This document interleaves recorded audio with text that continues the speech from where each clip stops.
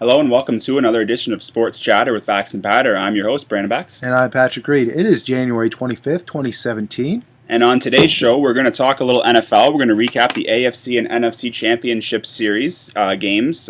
We each won one in our pool, so we're going to take a look at that. We're going to take a look at some NBA and focus on the Raptors. We were at the Raptors-Spurs game last night, so we're going to recap that. We're going to take a look around the NHL and NBA, a few news and notes to go and pass along there. We're going to get into the Danny Heatley Watch featuring Greg Oden this week, whatever happened to Greg Oden, so stay tuned for that. And a new segment this week, it's called The Cleanup. It's news and notes around sports that aren't the big four, so we have a few news and notes to pass along there. But first, we're going to start with the NFL, and I won one and you won one, and it looks like it's going to be the Patriots and the Falcons in the Super Bowl this year. Yeah, absolutely, Brandon. Again, two not too fantastic games. I mean, we did not see the shootout that we were predicting in the Green Bay-Atlanta game. Atlanta dominated from start to finish pretty well. Yep, the final score in that one was 44-21. Atlanta pretty much, well, they were up 24-0 at halftime, and I don't think anyone was really expecting Green Bay to kind of come out that flat. Aaron Rodgers looked like him and his team just kind of ran out of gas. A lot of injuries for that team. Yeah, I mean, when you lose guys like they did, there's not a whole lot you can do. I think those 21 points were much like garbage points. Atlanta didn't really seem to think they had any chance in coming back. And I know you were a bit surprised when I went against my better judgment and went against Aaron Rodgers in the playoffs, but I told you, I just thought I had a feeling. Yeah, and I went with him, and unfortunately it came back to bite me. So Atlanta moves on. Green Bay, what do you think this season's going to be kind of remembered for them for this year? They were kind of playing playoff football since it seemed like week 8 when they kind of started running the table there with wins. Yeah, well, I think if Aaron Rodgers ends up with the MVP there, it'll be remembered for him calling his shot and saying that they're going to run the table.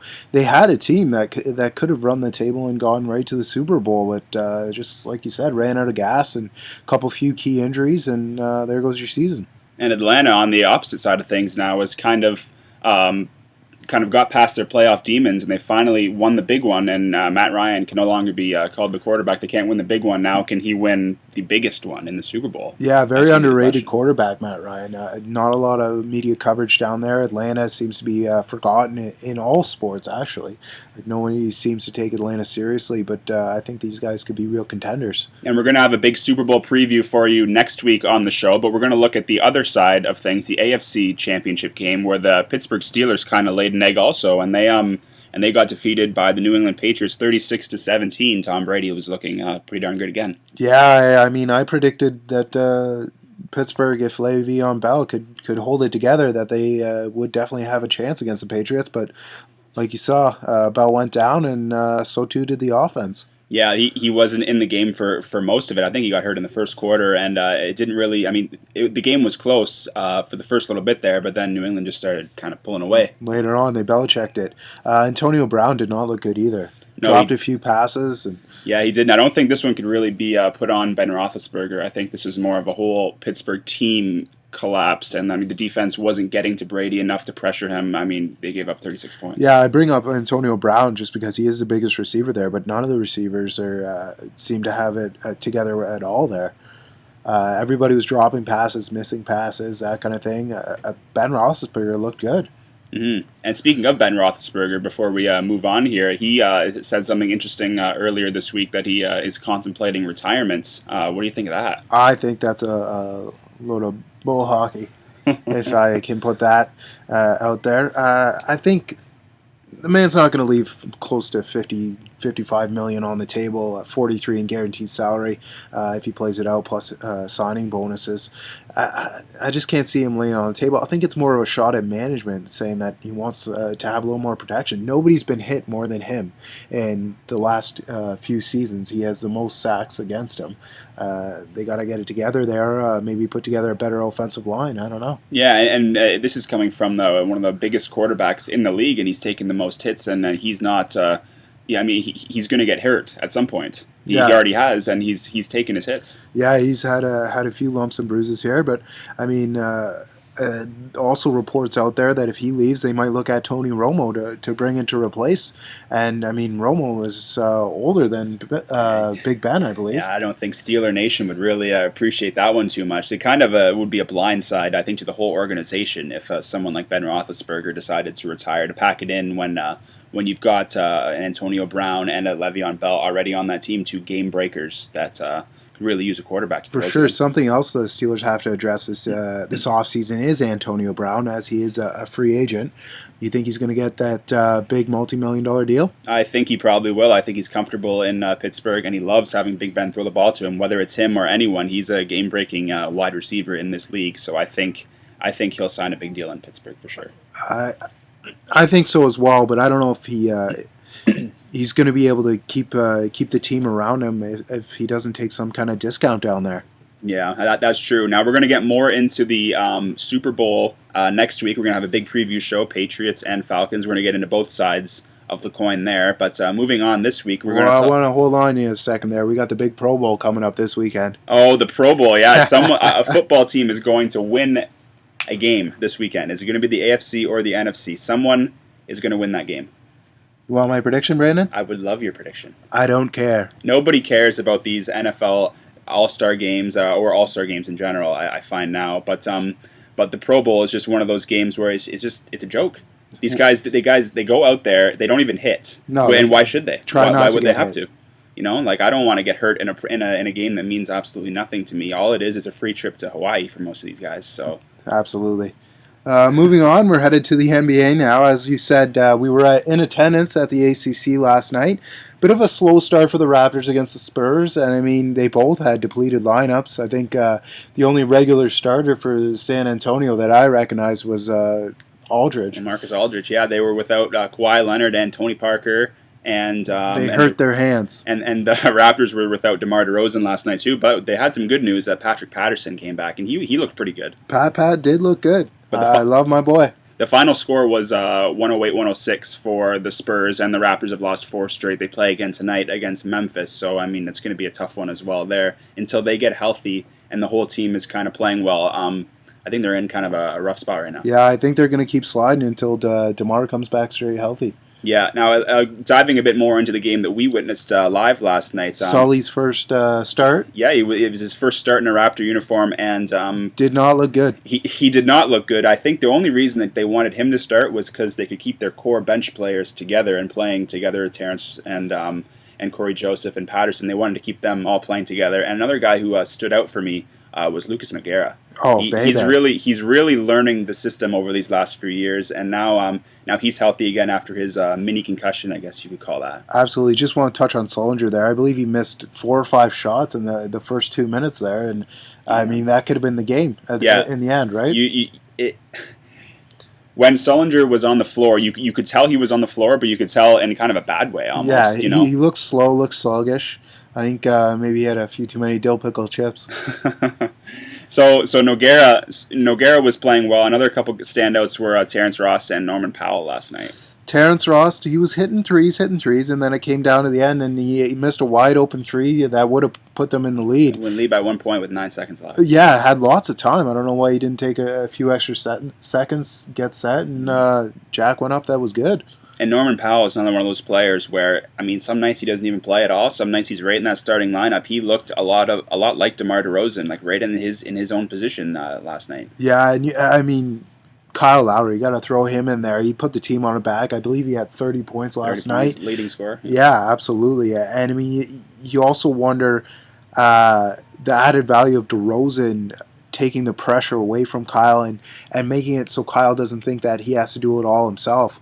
I mean, you could see he was just launching himself at the net with reckless abandonment. I mean, quite a few plays he would go down and he just wasn't getting any calls from the ref. And I mean, you got to think you can't do that all the time. At some point, he's going to get hurt too, and that would be just.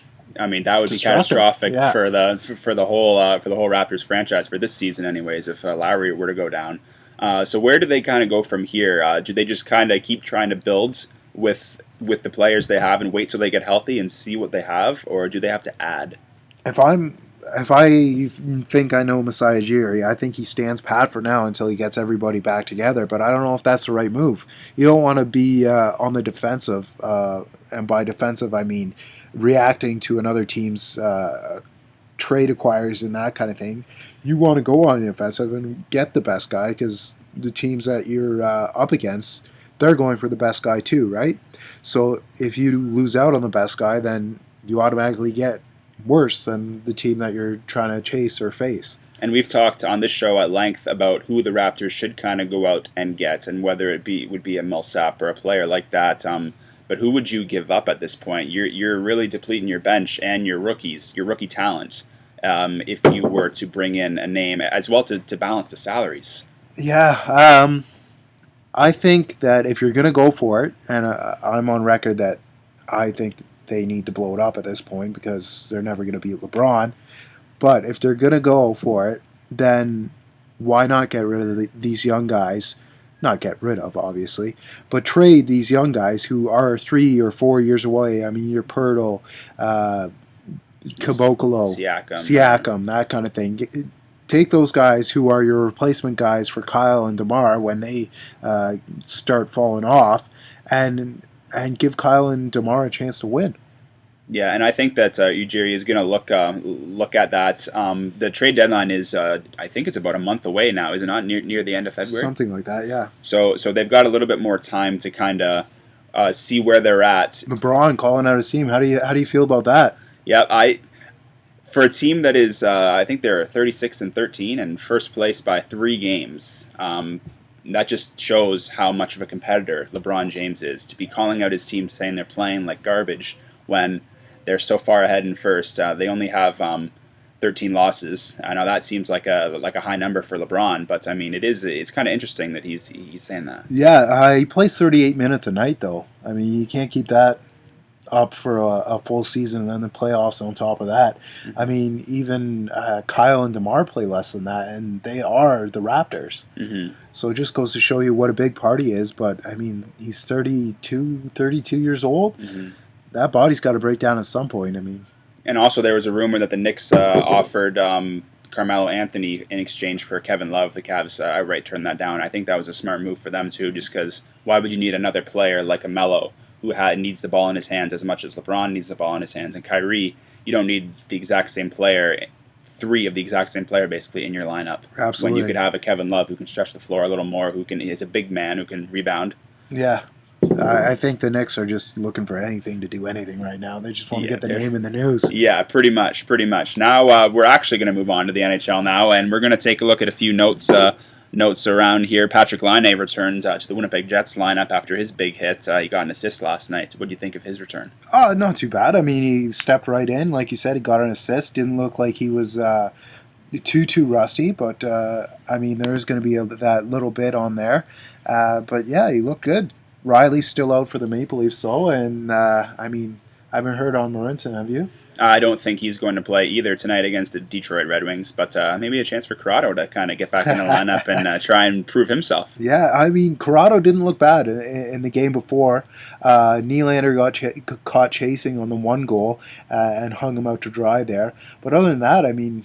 Are you talking the Calgary game? Yes. Didn't they not get a shutout in the last game? Well, Calgary was on Monday night. Yes. On Saturday night, they played Ottawa, yeah, and then Ottawa beat them in overtime that night. Yeah. And speaking of the Senators, a good transition to them there. They hired Tom Anselmi as their new president and CEO, former Maple Leaf Sports and Entertainment CEO. What do you think of that? Nice little move. I mean, shots fired by Eugene Melnyk there. I don't know if you heard the press conference at all, but he said that the new COO did well when he was with the evil Maple Leafs. So the rivalry is alive and well, I guess. Yeah, and I think Anselmi, he was kind of at the helm when the Leafs were kind of building Maple Leaf Square up around the Air Canada Centre there, and he was integral in kind of that project. And now he's going to be the leader of the new the new arena initiative in Ottawa. They've got a big multi-billion-dollar arena going into downtown Ottawa, so he's going to kind of be at the helm of that. How many times are they going to rename that? 2 or 3 probably in the first year. Anything's better than the Canadian Tire Center, though. I will say that. Absolutely. I just wanted to, before we move on, I did want to touch the CWHL, the Canadian Women's Hockey League. They don't get enough of recognition. They played a game on Sunday there, and I heard a few advertisements for it, and I thought I'd check it out. It was a good hockey. I mean, the Toronto Furies lost 5-0, but nice tender on the Calgary Inferno there. Few Olympians actually on the team that you might recognize: Natalie Spooner, Marie-Philippe Poulin, that kind of thing. It's good hockey, and the girls just don't get enough recognition as much as the guys. Yeah, that's a huge understatement. I think people only really watch women's hockey when it's in the Olympics, and I think that's kind of a shame. I've covered a lot of women's hockey in the KW area, and that's CWHL is a great league, and there is a lot of good hockey. It's I mean, if you're ever in an area where you can check out a game, definitely check it out. Head on down to the MasterCard Center in Etobicoke. Yeah, check her out. We're gonna head over to the MLB right now, and a few notes to pass along. Huge signing by the Blue Jays. Yeah, the Toronto Blue Jays. Jared Saltzlamakia. They're trying to shore up that backup catcher's spot, and Saltzlamakia was signed to, I believe it was a 1-year minor league deal with an invite to spring training, so he's going to try and make the team. If there's nobody else that they can sign, do you think Jared Saltzlamakia will be an answer for them behind the plate? Well, he's something. He's something. He's better than Josh Tolley. He is better than Josh Tolley. Yeah. He can't catch a knuckleball, but they won't have to worry about that anymore, exactly. which is good. Yeah, I mean, his numbers don't look too bad when he did play. It could be a nice start a few games here and there to kind of take the pressure off Russell Martin, that type of thing. Is he going to be a catcher that can start 2 of every 5 games, or is because Russell Martin, who is used to catching 4 of every 5, will he have to still catch 4 of every 5, or will he be able to kind of rest a little more to keep him fresh? I think he'd be, if Jared does end up making the team, which I don't see why he wouldn't be able to. Who else do they have to bring up? I think that he could be that 2 in every 5 guy, and I mean he can help out at the batter's box as well. Yeah, unless they're looking at some of their rookies on the Bisons there with AJ Jimenez. If they don't end up going the rookie route behind the plate, Saltzlamakia is a definite veteran presence for that. Absolutely, for that the Blue Jays continuing to get younger and faster with the 31-year-old. Younger and faster. That is definitely true with that signing there. Any other MLB notes that we want to touch on this week? There wasn't really too much going on around the MLB this week. Yeah, just the Rockies signed the reliever Holland, just coming back from arm surgery, so that could be interesting for them. There's a lot of interesting talk kind of around the MLB this week of teams that want to be the Cleveland Indians this year, and teams that don't have $100 million plus payrolls. Absolutely.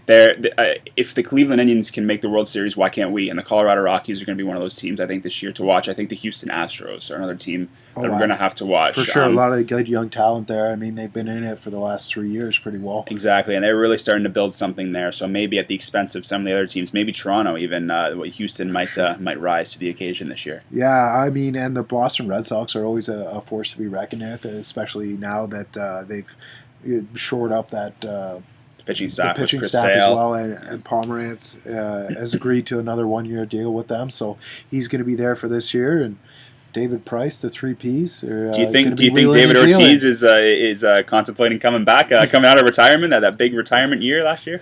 Well, he might, but I don't know. They might have to retest him for steroids, and who knows how that's going to come out. Yeah, I think you can safely say that he is fully retired. David Ortiz. We're going to move on to the segment we call the Heatley Watch. Where are they now? And this week we're going to talk a little bit about a very high NBA draft pick. I believe he was a number 1 overall pick in Greg Oden. Yeah, 2007 to the Blazers, actually. Never quite panned out. It's kind of interesting how this basketball player who was quite the story in the NCAA there and in college kind kind of fell off the map. He was always hurt the first couple years. Charged with battery in 2014, and last we heard of him, he was playing in China. So, speaking of China, a few things going on in our cleanup segment. Yeah, we're going to go into the cleanup segment. So this is a segment where we talk a little news and notes, not Big Four sports. So we're going to talk a little soccer first off. And the TFC announced today that Sebastian Giovinco has received a multi-million-dollar offer from a pro-Chinese soccer team. What do you think about that? Well, depending on how much they're offering, take the money and run. Yeah, unfortunately. I mean, the reported offer is supposed to double his annual salary that he's getting with the Toronto FC. But he's come over from Italy, and he's absolutely loved the MLS. He says he loves Toronto. He's been here for two seasons now, I believe, and he has absolutely lit that league up.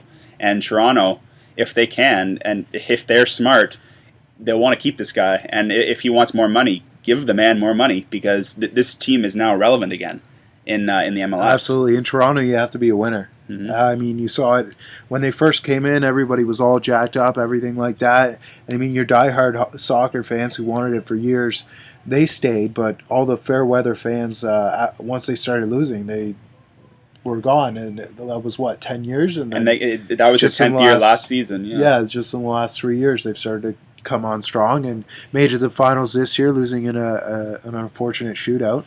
But a lot of failed years leading up to the last two. I mean, the last two they've made the playoffs, obviously. And failed signing. Yeah, and failed signings, failed coaches, failed big GMs. Deal. Yeah, there's been a lot of big deals that turned out to be not quite big deals for them. Absolutely. And now that they have a core group here of Giovinco, you got Bradley in there, and you've got Altidore and a few other big names.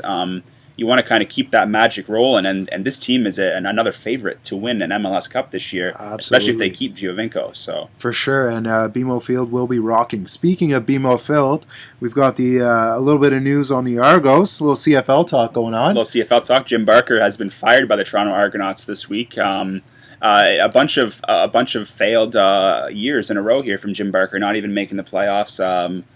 Ricky Ray's not getting any younger. Like, this team is in major need of a rebuild, and Barker, I don't think, was the guy they wanted to be at the helm of that rebuild. Bit of an odd timing for it, coming up to free agency here on February 14th, and then shortly after that, then the draft. I mean, it doesn't give the whoever they hire as the new GM time to really go through the organization, and Milanovic is still there as head coach. Yeah, Scott. So I wonder if whoever comes in will keep Scott Milanovic as a head coach. He's a very offensive-minded head coach, but it is an odd time to fire a GM when, why wouldn't you do it at the end of the season? Yeah. Or, because Barker was a proven winner before he won Grey Cups with Toronto. In 2012. Yeah, but it just, for some reason, hasn't worked in the last few years. They've been on the decline. So I wonder who's going to be in the running for that GM spot. We'll have to wait and see on that. Oh, let's see some Pinball Clemens in there. Get Pinball back in there? I would not be opposed to that. I love me some Pinball Clemens. Yeah, absolutely. On another CFL note, Henry Burris, Smiling Hank, goes out on top, calling it a career at 41. And you can't be really happier for a guy than Henry Burris. He's just been happy-go-lucky, riding off into the sunset finally. Another Grey Cup for him this year.